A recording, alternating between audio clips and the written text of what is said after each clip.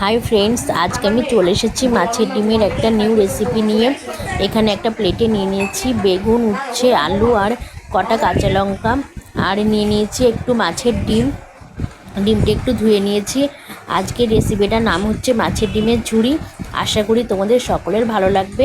এই সব কিছু আমি একটা পাত্রের মধ্যে একসাথে নিয়ে নিয়েছি, আর দিয়ে দিচ্ছি সামান্য একটু জল আর পরিমাণ মতো নুন আর হলুদ দিয়ে এগুলোকে আমি 10 মিনিট মতো ভালোভাবে সেদ্ধ করে নেব। তারপর সেদ্ধ হওয়ার পর এগুলোকে আমি নামিয়ে হাত দিয়ে একটু ভালোভাবে মিক্সড করে নিতে হবে। এইভাবে সব কিছু যাতে ভালোভাবে মিক্সড হয়।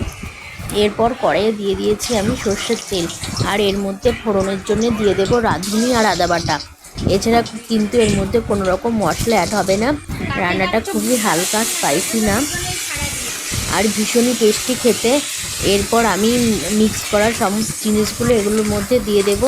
দিয়ে এইভাবে একটু ভালোভাবে নাড়াচাড়া করে নিতে হবে যাতে ভাজাটা ভালোভাবে হয়। এটা কিন্তু একটু শুকনো শুকনো ঝুড়ো ঝুড়ো হবে।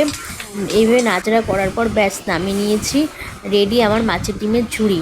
তোমরা হয়তো এই রান্নাটা অনেকেই জানো না। মাছের ডিম অনেকেই বাড়িতে রান্না করে থাকো, কিন্তু এইভাবে রান্নাটা হয়তো অনেকেই জানো না। এইভাবে সকলে একটু ট্রাই করে দেখতে পারো, দেখবে তোমাদের ভীষণ ভালো লাগবে, কারণ এতে ভীষণ টেস্টি খেতে।